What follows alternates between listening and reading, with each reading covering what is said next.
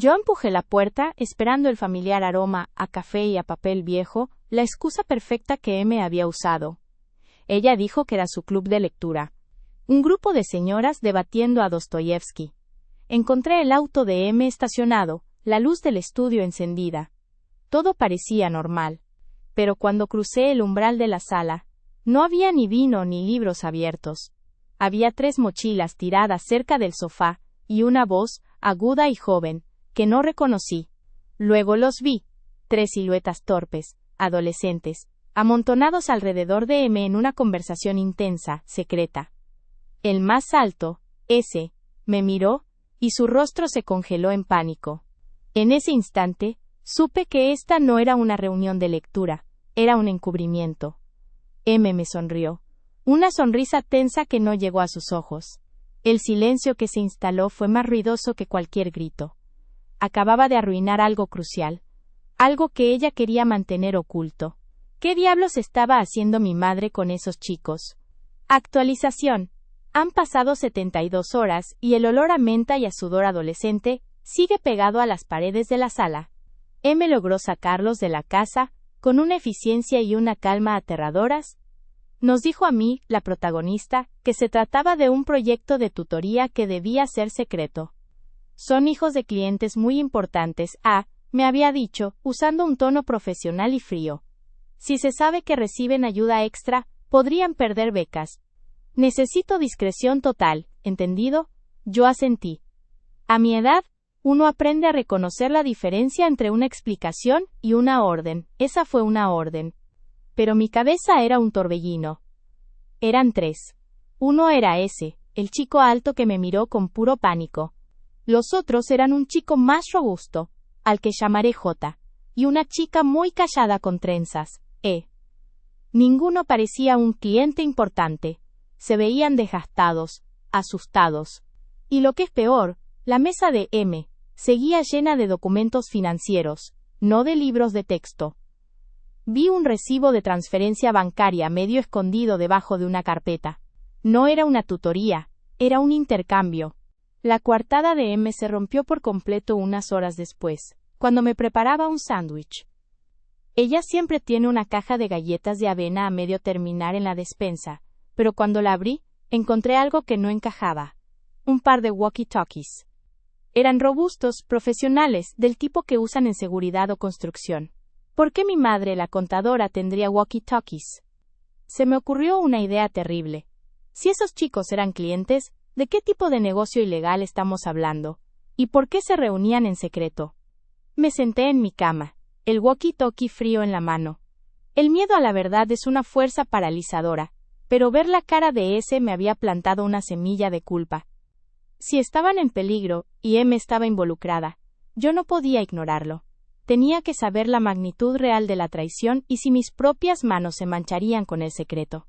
Mañana, cuando M saliera a su supuesta lectura de la tarde, yo iba a abrir esa carpeta y buscar el nombre de ese. No me importaba lo que encontrara. Tenía que actuar. Actualización. Han pasado 80 horas, y siento que mi casa es una escena del crimen, y yo soy la única testigo. Tal como lo planeé, M salió.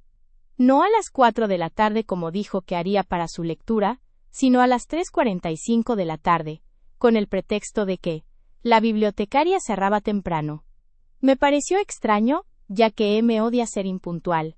Esperé 15 minutos, escuché el motor del auto desaparecer por la calle, y mi corazón empezó a bombear adrenalina fría.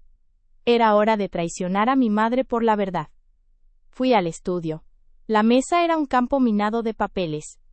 Los documentos estaban metidos en la carpeta color crema que había visto.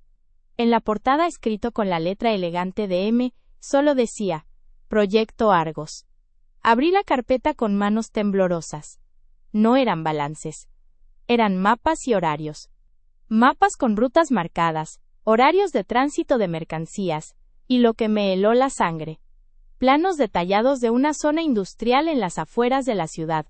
Un lugar que llamaban El Depósito. En medio de todo, encontré una fotografía. Era vieja, con los bordes gastados, tomada quizás hace 15 años. En ella estaba M, más joven pero inconfundible, junto a un hombre que solo podía ser mi padre, P, de quien no había sabido nada desde que se fue. Pero P no estaba solo. Estaba abrazando a una mujer que no era M, y a su lado había un niño pequeño. Un niño que, aunque borroso por el tiempo, tenía el mismo pelo rubio y la misma estructura facial que ese. El chico alto y asustado de mi sala.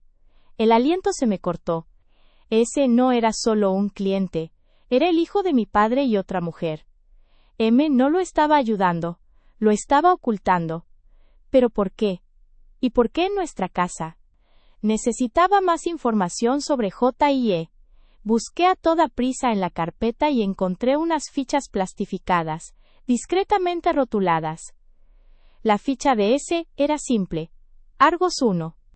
La de J decía, Argos 2. La de E, Argos 3. En la parte trasera de la ficha de E, la chica callada, vi algo más. Coordenadas GPS escritas a mano y una hora. 6:30 de la tarde hoy. El pánico se convirtió en un motor. M no estaba en una lectura, estaba en el depósito. Decidí que no podía confrontarla sin saber lo que estaba pasando allí. Si mi padre P estaba involucrado, si M estaba protegiendo a su hijo secreto, la historia era más grande y más peligrosa que una simple infidelidad. Era un nido de secretos de familia que podía explotar. Tomé mi chaqueta y las coordenadas de E. Salir de la casa era fácil. Conducir hasta la zona industrial fue una agonía de 40 minutos donde cada semáforo en rojo era un golpe. El depósito era un conjunto de almacenes viejos y abandonados. La coordenada me llevó a un gran edificio sin ventanas, con solo una puerta de metal corroída. Estacioné mi coche a unas 100 yardas de distancia y apagué el motor. Eran las 6:25 de la tarde. Me acurruqué en el asiento temblando. El silencio era total, roto solo por el graznido de un pájaro. Entonces, vi movimiento. No era el coche de M. Era una furgoneta negra y sin insignias, que apareció por la esquina a toda velocidad, y se detuvo bruscamente frente al almacén. Vi a J, el chico robusto, saltar de la parte trasera, con una caja de cartón en las manos. Lo siguió E. Ese no estaba. Un hombre grande y calvo, de unos 50 años y al que llamaré D, salió del asiento del conductor. T no tenía una expresión amistosa. Empezó a gritarle a J y a E, algo sobre un paquete perdido y un tiempo agotado. J se encogió. Vi cómo D le daba un empujón a J, que lo hizo tambalearse contra el muro de ladrillo. En ese momento, vi a M.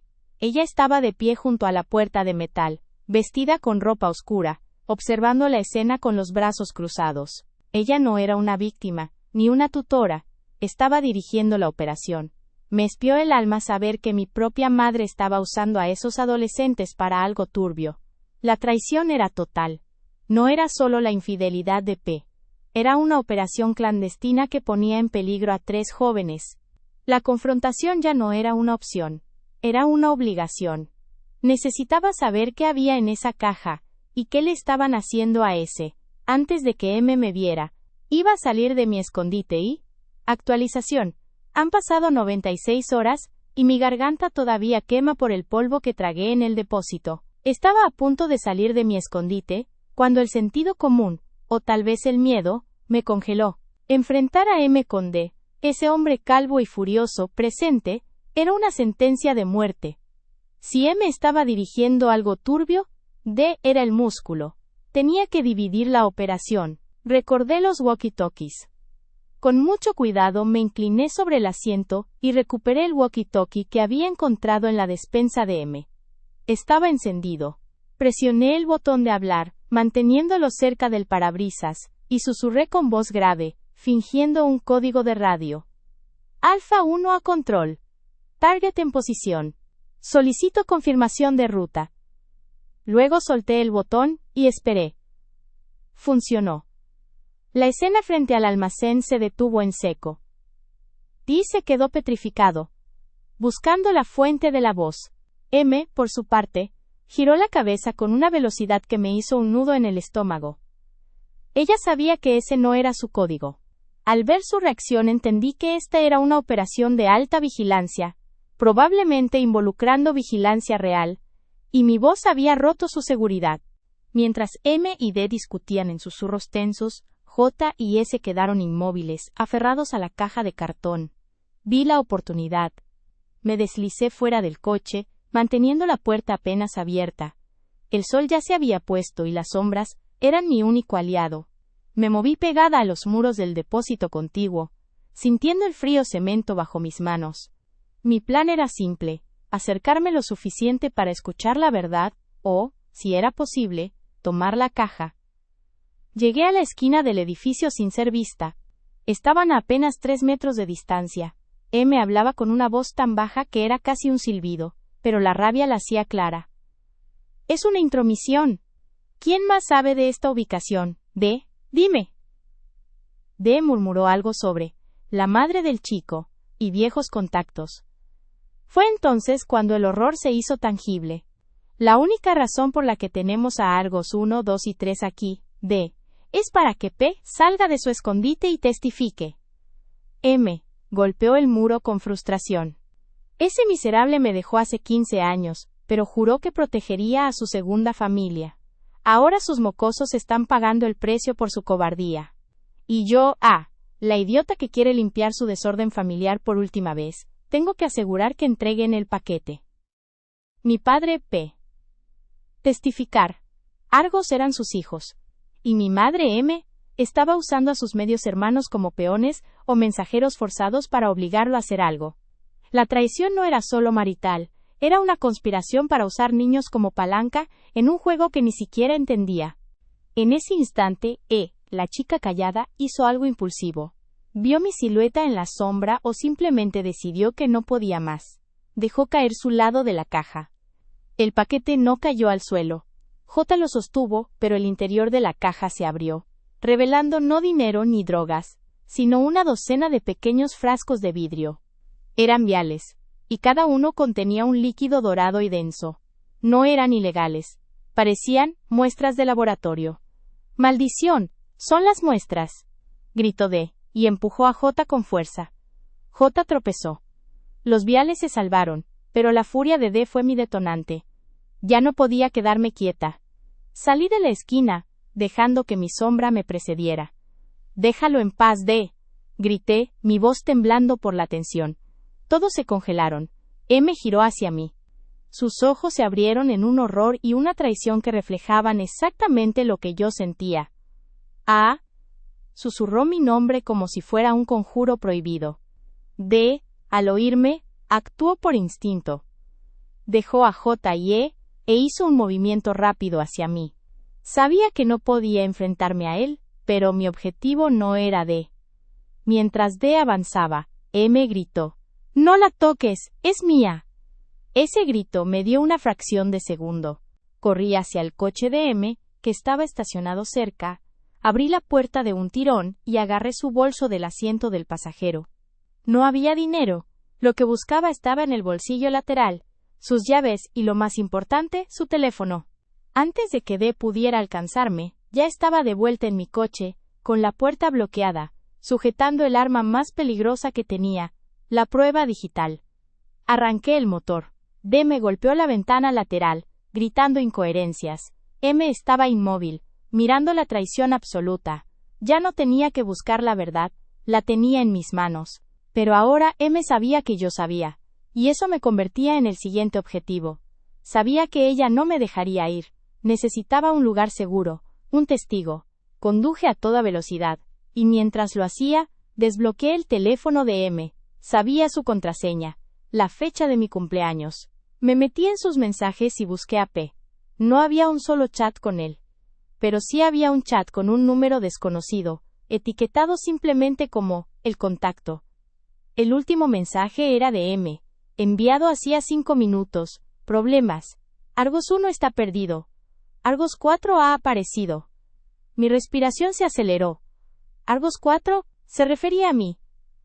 M no solo me había traicionado, me había convertido en parte de su proyecto sin mi consentimiento. Tenía que llamarla. Tenía que saber qué eran esos viales dorados y por qué P no estaba en la foto, sino que había sido sustituido por mi madre. Me detuve en una gasolinera oscura. M me devolvería la llamada. Lo sabía. Ella ya no me dejaría ir. Actualización. Han pasado 100 horas y la gasolina y el miedo son todo lo que siento. Sabía que M me llamaría. No por cariño, sino por la desesperación de recuperar el control. Apenas detuve mi coche en la oscura gasolinera, con el teléfono de ella ardiendo en el asiento del pasajero. Este vibró. Era ella. Contesté con una voz que no reconocí, fría y cortante. Ah. No tienes idea de lo que acabas de hacer. Tú eres la que no tiene idea, M, repliqué. O la tienes y te has vuelto un monstruo. ¿Qué son los viales? ¿Por qué los hijos de P están en tu sala? ¿Y por qué demonios soy Argos 4? Ella trató de usar su tono de madre, el condescendiente, para calmarme. Vuelve a casa, te lo explicaré todo. Es complicado, pero tienes que confiar en mí. Esto es por tu seguridad. No, dije apretando el volante hasta que mis nudillos se pusieron blancos.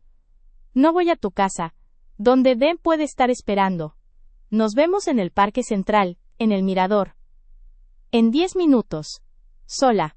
Si traes a alguien, llamo al número etiquetado como el contacto, y les doy toda la información que acabo de descargar.